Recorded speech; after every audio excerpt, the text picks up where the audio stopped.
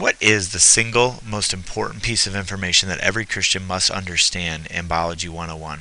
Hey there, this is Dr. Paris, and our students are wrestling with this week the idea of evolution and intelligent design, trying to answer the question of where everything came from.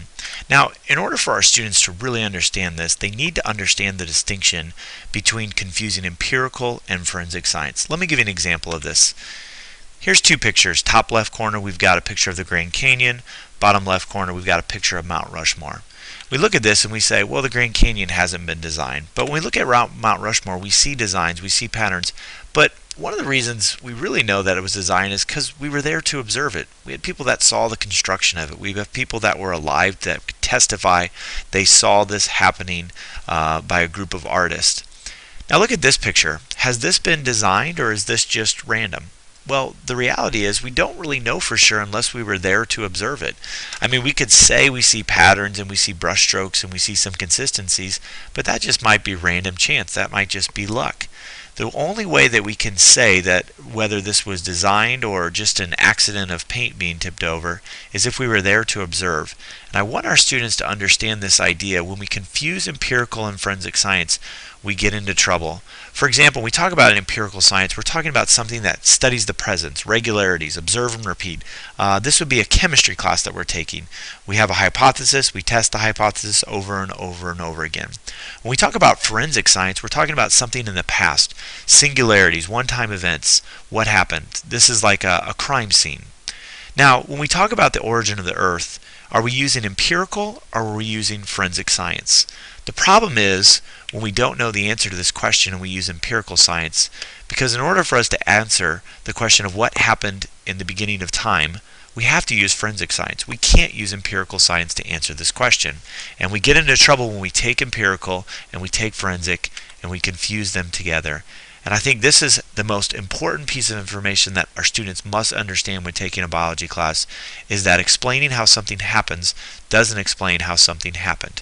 Now, let me give you an example of this, what I've observed in some of the biology courses. You guys remember back to the Miller-Urey experiment in the 1950s. The theory was if we simulate early Earth conditions, mix in some gases and inject a flash of energy, then life will form. Now, there was several things that were wrong with this, and probably don't think that Miller and Urey used the right gases, but let's just assume for the sake of argument that they did use the right gases and everything did work out. This is a classic example of empirical science being confused with forensic science.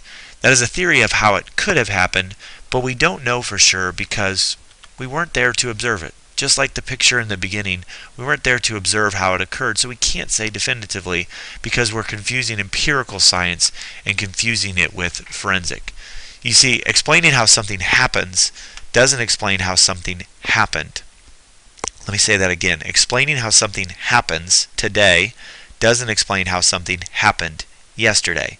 This is a clear example of confusing empirical and forensic science. To illustrate this, I use a story with my students. If Seth has a water balloon and he throws it at Jay, then Jay will become soaked.